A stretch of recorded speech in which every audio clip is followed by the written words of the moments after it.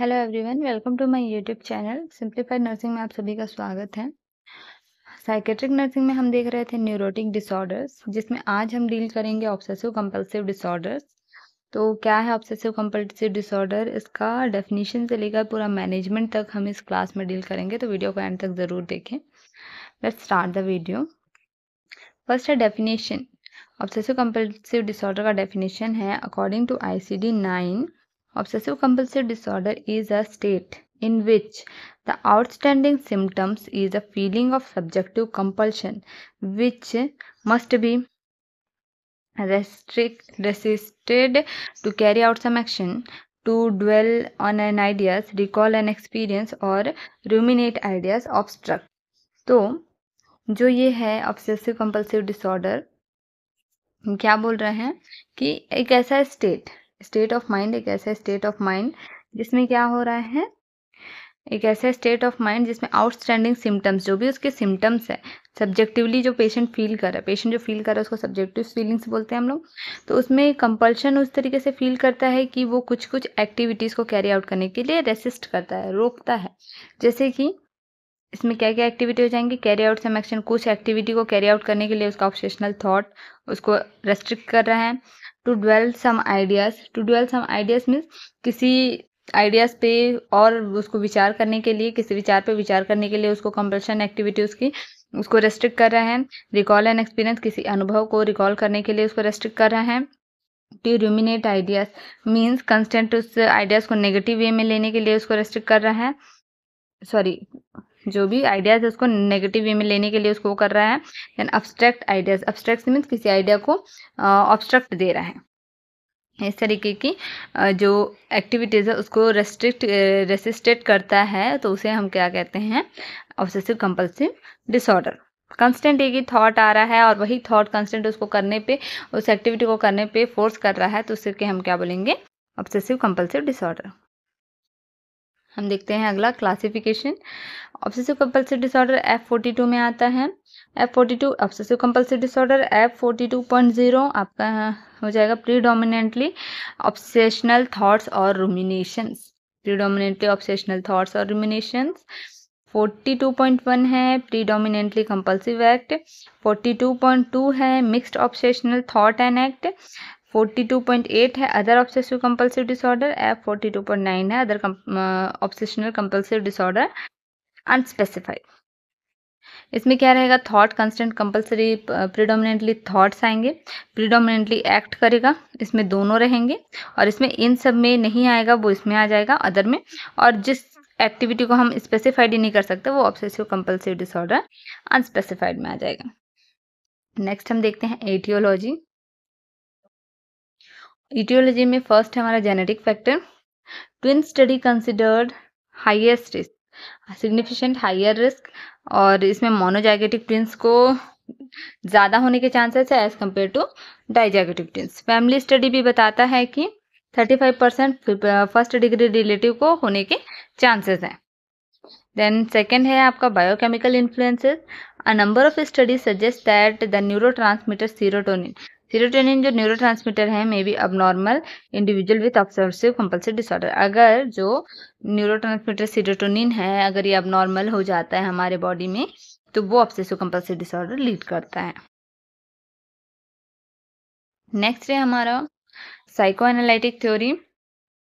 The psychoanalytic concept Freud ने जिसने दिया था, सिगमंड फ्रूड ने जो कॉन्सेप्ट दिया था उसके according obsessive compulsive disorder as a having regress to developmentally earlier stage. Developmentally earlier stage में क्या हो रहा है, रिग्रेस हो रहा है। रिग्रेस मीन्स हो जाएगा आपका डेवलपमेंटल स्टेट एकदम डिले।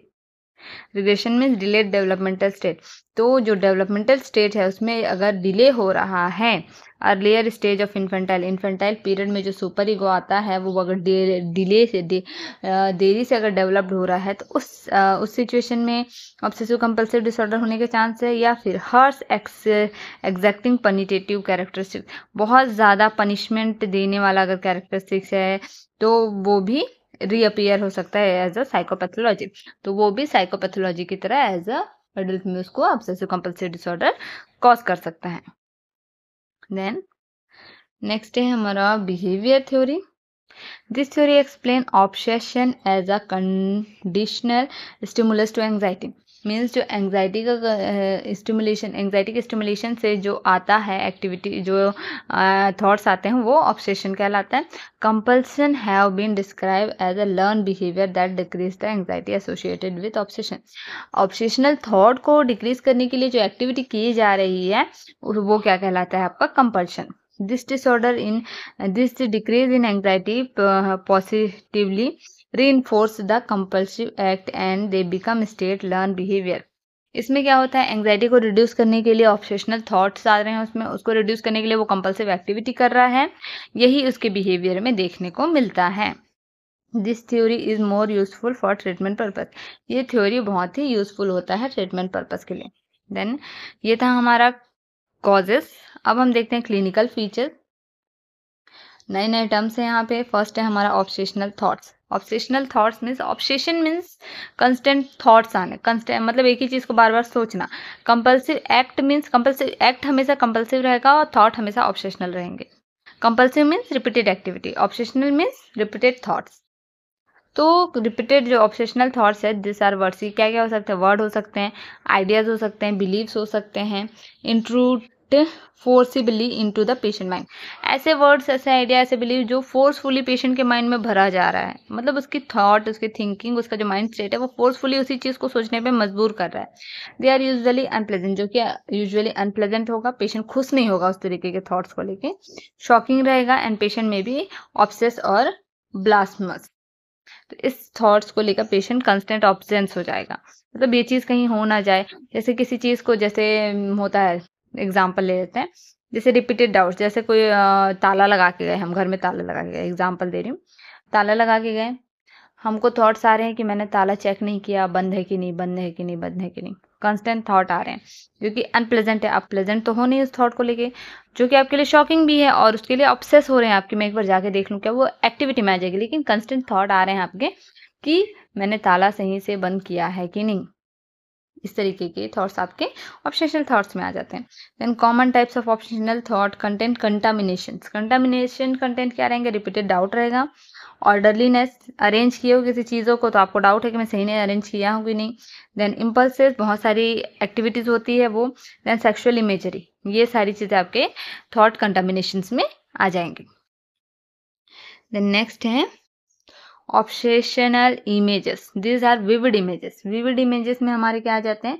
मीन्स ऐसे बहुत स्ट्रॉन्ग फीलिंग्स या स्ट्रॉन्ग इमोशंस बोल सकते हैं हम लोग. पावरफुल स्ट्रॉन्ग फीलिंग्स या क्लियर इमेज जो कि वॉयलेंस या फिर किसी disgusting with involving abnormal sexual practices. कोई अबनॉर्मल सेक्सुअल प्रैक्टिसेस है या कोई वॉयलेंस को लेकर एकदम स्ट्रॉन्ग फीलिंग आपको आ रही है, बस वही चीज़ों को आप लेके सोच रहे हो, तो आपके क्या आएंगे? ऑब्सेशनल इमेजेस आ जाएंगे. ऑब्सेशनल रूमिनेशंस में आपके क्या आएंगे? This involves internal debates in which argument for and against even the simple everyday action are reviewed endlessly. Means किसी एक छोटी सी डेली एक्टिविटी को लेके आप बहुत ही ज़्यादा डीप थिंकिंग कर रहे हैं और उसी को लेके आप आर्गूमेंट्स कर रहे हैं, तो आपके ऑब्सेशनल रूमिनेशंस में आ जाते हैं.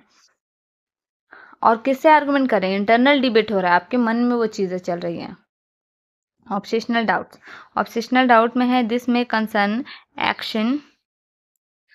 इसमें क्या आ जाएगा? दिस में concerns action that may not have been complete adequately.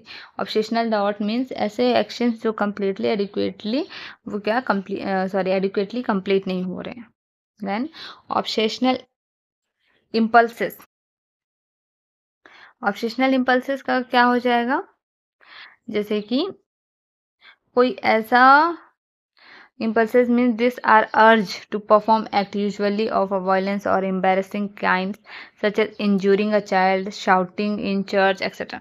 Obsessional impulses means ऐसे आपके थॉट जो आपको पेशेंस नहीं है और आप सोच रहे हो कि मेरे को अभी ये चीज़ बोलना ही है, इस तरीके की एक्टिविटी आपको क्या कहलाएगी? Obsessional impulses. ऑब्सेशनल रिचुअल्स में आ जाएगा. दिस में include both mental activity and counting repeatedly, such as a specific way to repeating a certain form of words and repeating by senseless behavior such as washing hand 20 और more times, ये किस में आ जाएंगे? आपके obsessional rituals में आ जाएंगे। मीन्स किसी एक एक्टिविटी को लेकर आप रिपीटेड काउंट कर रहे हैं, जैसे आपके पास 10 रुपीज़ कॉइन्स है, तो आप रिपीटेडली उस कॉइन को बार बार काउंट कर रहे हैं, बार बार काउंट कर रहे हैं, ये आपके थॉट आ रहे हैं कि वो कॉइन कोई एक गायब तो नहीं हो गया, इस तरीके से। और इसी में एग्जांपल और दिया है, जैसे कि आप हैंड वॉश किए, किसी चीज़ को टच किए तो फिर से हैंड वॉश किए, मतलब आपको हैंड वॉश करने के बाद भी आपको लग रहा है कि हैंड कंटामिनेटेड है, मैं जाकर फिर हैंड वॉश करता हूँ। तो इस तरीके से मोर देन 20 टाइम्स आप हैंड वॉशिंग करते हैं, किस में आ जाएंगे? ऑब्सेशनल रिचुअल्स में आ जाएंगे। Obsessional slowness. Slowness means severe obsessive ideas or extensive compulsive rituals characterized. Obsessional slowness means बहुत ही सीवियरली आप ऑब्सेशनल थॉट्स रख रहे हो, जिसकी वजह से आपकी एक्टिविटी डिस्टर्ब हो रही है और आपकी डेली रूटीन एक्टिविटीज में स्लोनेस आ रही है, तो वो आपका कहलाएगा ऑब्सेशनल स्लोनेस। नेक्स्ट है sign and symptom of obsessive compulsive disorder. इसमें है recurrent unwanted thoughts, referencing contamination, sexuality, aggression, need for perfection और abnormal doubts. Recurrent unwanted thoughts आएंगे, किस चीज को लेके आएंगे? कंटामिनेशन को लेके आएंगे, सेक्सुअलिटी को लेके आएंगे, अग्रेशन को लेके आएंगे, परफेक्ट रहने के थिंकिंग से भी कंस्टेंट अनवांटेड थॉट्स आएंगे, अब नॉर्मल डाउट रहेगा तो वो भी आएगा। Then attempt to reduce the effect of thoughts with other thoughts. तो आप क्या करेंगे? जो आपके थॉट्स है उसको रिड्यूस करने के लिए अदर थॉट्स का आप सहारा लेंगे। Then repetitive act, repeated act करना, इम्पल्सिव देना, ritual such as washing hand, checking करना, रीअरेंज करना चीज़ों को बार बार, एंड रिपीटेड वर्ड्स यूज करना, प्रेसेस यूज करना। Then recognition that the thoughts are produce in his or her mind, बार बार जो थॉट्स आ रहे हैं माइंड में उसको रिकॉग्नाइज करना। Then lack of concentration and task completion, जिससे क्या होगा? आपका टास्क कंप्लीशन भी नहीं होगा और कंसंट्रेशन भी आप नहीं लगा पाएंगे। इम्पेयर सोशल और वर्क फंक्शन, सोशल और वर्क फंक्शन भी आपका इम्पेयर हो जाएगा। नेक्स्ट हम देखते हैं डायग्नोस्टिक फाइंडिंग्स। डायग्नोसिस में हमारा आ जाएगा suggested by demonstration of ritualistic, suggested by demonstration of ritualistic behavior that is irrational or excessive, means ऐसे एक्टिविटीज को डेमोन्स्ट्रेट करना जो रिचुअलिस्टिक है बिहेवियर, जो कि इरेशनल है और बहुत ही ज़्यादा एक्सेसिवली पेशेंट कर रहा है। देन MRI CT स्कैन से हमको मिल सकता है इसका डायग्नोसिस, बेसल गैंग्लिया का अगर इनलार्ज आएगा तो। Then PET positron emission tomography scanning से भी हमको मिल सकता है, जो कि क्या रिपोर्ट देगा? कि इंक्रीज ग्लूकोज मेटाबॉलिज्म है बेसल गैंग्लिया में ये। देन ICD-10 क्राइटेरिया से भी हम इसको डायग्नोस कर सकते हैं। देन नेक्स्ट हम देखते हैं हमारा ट्रीटमेंट पोर्शन। ट्रीटमेंट में हमारा है फर्स्ट फार्माकोथेरेपी। फार्माकोथेरेपी में anti depressant for example fluvoxamine, sertraline etcetera. Then anxiolytic, benzodiazepines. Then behaviour therapies में आ जाएंगे exposure and response prevention, thought stoppage, then relaxation technique, desensitization, aversion conditions. तो इसको एक एक करके हम डील करेंगे। फर्स्ट है exposure and response prevention. This is a vivo exposure procedure combined with response prevention technique. For example, compulsive hand washer are encouraged to touch contaminated object and then refrain from washing in order to break the negative reinforcement chain. Means हम क्या कर सकते हैं? vivo exposure procedure में कोई person है, hand washer है, वो कॉन्स्टेंटली हैंड वॉश कर रहा है बिना किसी चीज़ को टच किए भी, उसको लग रहा है मेरा हाथ कंटामिनेटेड है, तो हम उसको ऐसा कर सकते हैं, उनको हम इनकरेज कर सकते हैं जो भी कंटामिनेटेड ऑब्जेक्ट हैं उन सबको हैंडल करने के लिए, या फिर किसी एक्टिविटी में एंगेज कर सकते हैं। देन हम उसको हैंड वॉशिंग का ऑर्डर दे सकते हैं, तो इससे जो उनका नेगेटिव इन्फोर्समेंट रहेगा वो क्लियर होगा। Then thought stoppage. Thought stoppage is a technique to help an individual to learn to stop thinking unwanted thoughts. तो इसमें क्या रहेगा? हमको जो भी अनवांटेड थॉट्स है उसका थॉट स्टॉपेज करना है। जैसे कि फॉर एग्जांपल यहाँ पे फॉलोइंग थिंग्स हम यहाँ पे यूज करेंगे, फॉलोइंग स्टेप्स यूज करेंगे। Sit in a comfortable chair, हम पेशेंट को बोलेंगे कंफर्टेबल चेयर में आप सिट करिए। Bring to mind the unwanted thoughts, concentration on only one thoughts पर प्रोसीजर। एक टाइम के एक प्रोसीजर में आपको एक ही थॉट पे कंसंट्रेशन करना है। As soon as the thought form give the command stop, हमको कमांड देना है स्टॉप, तो पेशेंट का अगले थॉट्स में नहीं जाएगा माइंड। फॉलो विद दिस काम एंड डेलिबरेटिव रिलैक्सेशन, आपको बोलना है कि पेशेंट को कि स्टॉप बोलने से आपको कामली उससे जो इंस्ट्रक्शन है उसको लेना है। Muscle and diversion of thoughts are sometime pleasant, इस तरीके से आपका थॉट डाइवर्शन भी होगा। Repeat the procedure to bring the unwanted thought under control, तो इस प्रोसीजर को जब तक उनका अनवांटेड थॉट कंट्रोल में नहीं आता तब तक हम कर सकते हैं। रिलैक्सेशन टेक्निक्स यूज कर सकते हैं, deep breathing exercise, progressive muscle relaxation and diversion of thoughts, ये सारी चीज़ें हम थॉट स्टॉपेज में यूज कर सकते हैं। देन अदर थेरेपीज में सपोर्टिव साइकोथेरेपी दे सकते हैं। ECD for patient refracting of other form of treatment, अगर पेशेंट रिफ्रैक्टरी है अदर ट्रीटमेंट के लिए तो हम उसको ECD दे सकते हैं। नेक्स्ट है नर्सिंग मैनेजमेंट, इसमें 2 नर्सिंग डायग्नोसिस है। Ineffective individual coping, individual ineffective coping है, related to under development ego, punitive super ego, avoidance learning, possibly biochemical changes, evidence by ritualistic behaviour, obsessional thoughts. Then nursing diagnosis है ineffective role performance ineffective है, related to need to perform rituals, evidence by किसी भी activity को perform करने का जो rituals है उससे रिलेटेड है इनफेक्टिव रोल परफॉर्मेंस। कैसे एविडेंस हो रहा है ये? Inability to fulfil usual pattern of responsibility, जो उनकी यूजुअल पैटर्न ऑफ रिस्पॉन्सिबिलिटी है उसको इनेबल हो रहा है वो फुलफिल करने के लिए। तो ये था पूरा obsessive compulsive disorder. I hope video आपको पसंद आई हो, तो वीडियो को लाइक और चैनल को सब्सक्राइब करना ना भूलें ताकि ऐसे ही साइकेट्रिक नर्सिंग के रिलेटेड वीडियोस के नोटिफिकेशन आपको मिलते रहें। तब तक के लिए थैंक यू।